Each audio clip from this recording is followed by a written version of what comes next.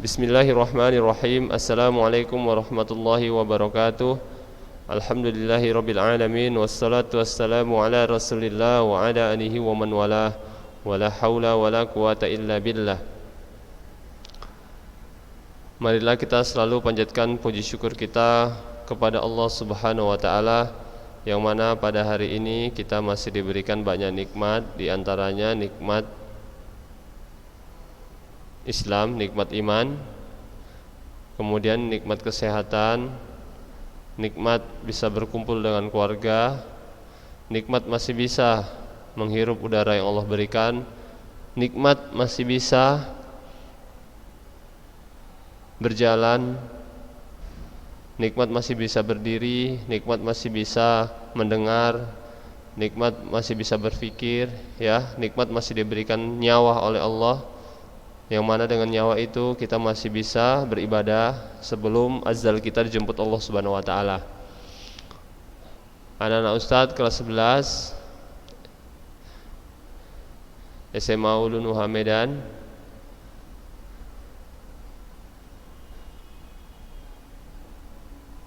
yang Ustadz sayangi dan Ustadz banggakan, tak lupa marilah kita hadiahkan salawat kepada Nabi besar kita Muhammad sallallahu alaihi wasallam, yang mana syafaatnya sangat kita harapkan di akhirat nanti, yang mana dengan syafaat itu mudah-mudahan kita bisa terhindar dari siksa api neraka. Amin Allahumma amin. Baiklah anak-anak Ustadz kelas 11 SMA Al-Nuha yang Ustadz sayangi dan Ustadz banggakan, pada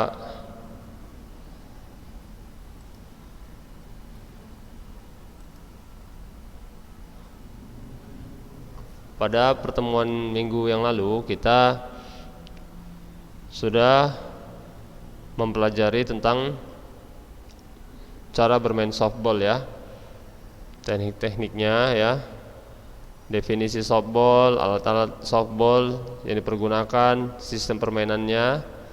Kemudian di sini sistem permainannya akan Ustadz lanjutkan dari yang video kemarin, karena waktu minggu yang lalu kita hanya masih melihat separuh video, ya, tentang sistem permainannya. Di sini akan Ustadz lanjutkan tentang sistem permainan, ya, diantaranya peraturan permainan, ya, dasar permainan, teknik dasar memegang bola, dasar memukul, teknik menangkap bola. Di sini akan dijelaskan oleh abang kita, ya, abang kita atau sahabat Ustadz di sini. Kemudian anak-anak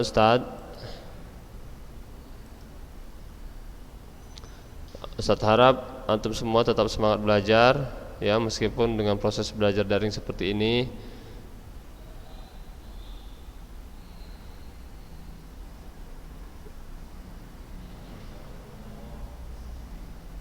Karena belajar itu sangat penting, ya. Ketika antum nanti tidak belajar, antum tidak tahu apa-apa.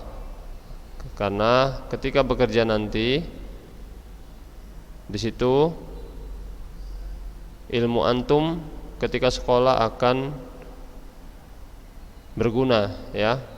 Misalkan Ustadz, di sini Ustadz kan guru pendidikan jasmani, ya. Ustadz ketika tidak belajar misalkan waktu kuliah, waktu di perkuliahan kemarin, maka Ustadz tidak tahu bagaimana cara mengajar. Nah, gitu juga antum, misalkan antum nanti bekerja sebagai seorang guru matematika, ya, antum harus dari sekarang belajar tentang matematika. Atau antum bekerja nanti di bidang misalkan di bidang perekonomian, ya, di bidang perekonomian atau di bidang bisnis, ya, antum harus belajar cara berhitung juga, ya.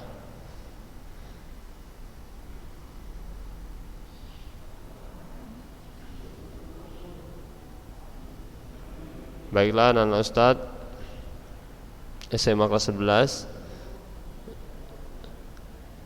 SMA kelas 11 Ulun Nuha Medan yang Ustaz sayang dan Ustaz banggakan. Di sini langsung saja Ustaz putar ya video tentang pembelajaran softball ya, kelanjutan dari yang kemarin. Selamat belajar dan selamat menikmati. Permainan, bagaimana cara menghasilkan poin? Kita ambil satu contoh. Pemain A yang menyerang ya. Anggap saja ini nomor punggung 1 ya. Nomor punggung 1 memukul, siap memukul. Dan bola dipukul jauh sampai ke sini. Dan dia berlari ke base 1 hingga di base 2. Oke. Sampai sini dulu. Baik. Selanjutnya, bagaimana cara mematikan lawan? Ya. Bagaimana cara mematikan lawan supaya dia tidak menghasilkan poin? Baik. Caranya adalah ada tiga cara dari pemain bertahan mematikan lawan. Kemudian ada dua kesalahan sendiri dari si pemukul. Baik. Cara yang pertama adalah apabila seorang pemukul sudah memukul bola dan bola jauh ke sini ke pemain nomor 8 misalnya. Pemain nomor 8 berhasil menangkap bola dengan menggunakan glove satu tangan. Apabila bola hasil pukulan melambung kemudian ditangkap tanpa ada pantulan sedikit pun, pemain yang memukul tadi mati, ya, out, mati satu di sini, mati satu. Kemudian cara mematikan lawan yang kedua yaitu dengan menghentikan di base. Misalnya sekarang, anggap ini sudah mati ya, mati. Pemain nomor 2, kita buatkan kasus dulu ya, biar kalian lebih paham.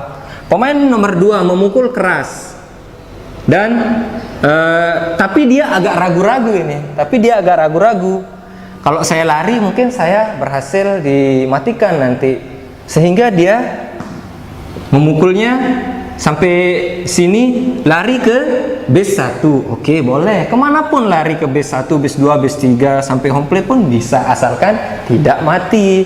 Selanjutnya, anggap pemain nomor 2 sudah di sini ya. Pemain di sini. Oke. Selanjutnya, pemain nomor 3. Pemain nomor 3 akan memukul selanjutnya. Akan memukul.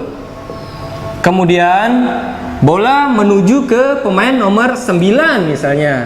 Pemain nomor 9. Otomatis pemain yang sudah ada di base 2 tadi akan berlari, asalkan bola tidak dipegang oleh penjaga base. Karena kalau sudah dipegang oleh penjaga base, otomatis permainan tidak bisa berlanjut lagi.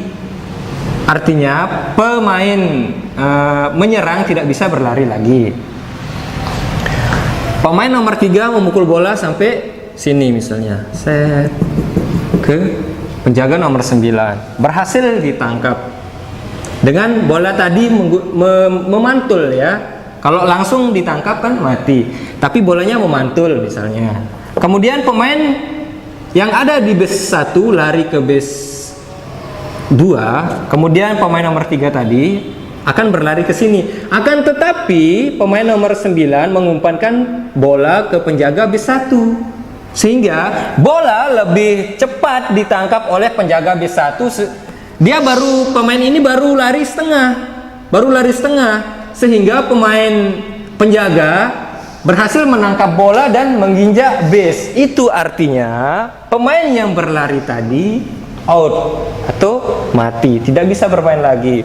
Intinya begini sederhananya, siapa yang lebih dahulu menginjak base itu yang menang. Sederhananya seperti itu. Apabila pemukul tadi dengan memukul cepat berlari, kemudian bola masih ada di luar, oke, dia aman di sini. Akan tetapi apabila penjaga sudah berhasil menangkap bola, kemudian diumpan ke sini, pelarinya belum sampai B1, dia akan mati. Sudah 2 ya. Yang ketiga ini dengan cara di tip namanya.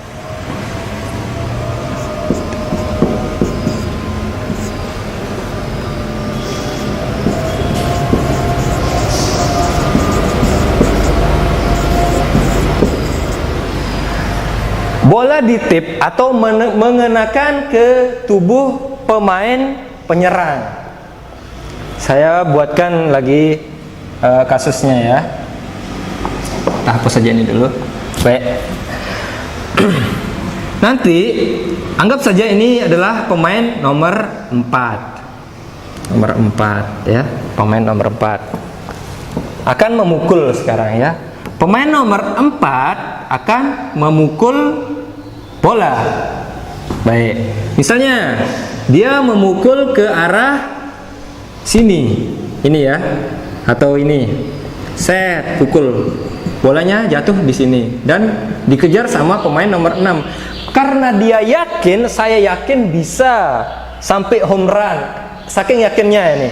Dia sudah berlari ke B1, berlari ke base 2 dan akan berlari ke base 3. Akan tetapi sudah ada pemain penjaga nomor 6 yang akan mematikannya. Dia sudah mengambil bola. Contohnya, dia mengambil bola, pemain nomor 6 mengambil bola seperti ini. Kemudian tinggal dikenakan saja, sentuh saja badannya. Begitu. Disentuh badannya oleh penjaga base 6. Pelari yang tadi baru sampai setengah misalnya sampai sini. Kemudian disentuh badannya, bukan dilempar ya. Kalau dilempar sakit. Ini berat ya. Tinggal disentuh begini itu sudah mati. Ya. Udah ditip namanya itu. Kemudian kesalahan yang keempat yaitu kesalahan dari pemain itu sendiri. Baik. Kesalahannya misalnya dia tidak berhasil memukul bola selama 3 kali dalam zona strike tentunya. Apa sih zona strike itu Pak Guru? Baik, zona strike itu adalah batas lemparan ya. Batasnya itu dari pundak sampai lutut kaki. Apabila bola mengarah ke bagian ini atau di dalam pundak sampai lutut kaki, itu bola masih dikatakan zona strike. Akan tetapi bila bola melambung, misalnya di atas kepala atau di bawah lutut, itu namanya ball. Kesalahan yang dilakukan oleh pelempar ya, atau pitcher tadi. Baik. Selanjutnya, kalau dia melakukan kesalahan pukulan, misalnya sekarang memukul ya, memukul selama 3 kali ini, 1 tidak kena, kemudian 2 tidak kena juga, 3 tidak kena juga, akhirnya dia harus out dari permainan, dia mati ya. Di sini tempatnya. Kemudian itu tadi sudah 4. Yang kelima, sebentar dulu saya tuliskan di sini. Yang kelima, seorang penyerang akan mati apabila melakukan double di base maksudnya. Baik, seperti ini ya. Misalnya sekarang, anggap aja pemain nomor 4 tadi memukul ya, memukul bola dan hinggap di base B1, anggap aja di sini, hinggap di sini di B1. Kemudian pemain nomor 5 selanjutnya akan memukul bola. Pemain nomor 5 memukul bola, berhasil memukul bola dan berlari ke base 1 juga. Akan tetapi di sana pemain nomor 4 tadi, di sini ada pemain nomor 4 sudah berdiri di base 1, dia tidak berlari karena dia ragu-ragu, sedangkan pemain nomor 5 juga berlari ke base 1. Sehingga apa yang terjadi di sana? Double. 2 pemain berada di 1 base. Itu tidak dibolehkan dalam peraturan. Nanti kita bahas peraturan di terakhir. Tidak diperbolehkan dalam peraturan sehingga pemain tersebut harus menyingkir. Pemain yang harus pergi adalah pemain yang tidak berlari atau yang hinggap tadi, hingga harus tersingkirkan dan berada di sini. Tuh. Nah, seperti itulah 5 cara untuk mematikan lawan atau menyingkirkan lawan. 2 kesalahan dari diri sendiri dan 3 dari upaya tim bertahan. Baik, seperti itulah video pertama kita. Nanti kita akan lanjut ke part 2-nya ya. Sekian dulu. Wassalamualaikum warahmatullahi wabarakatuh.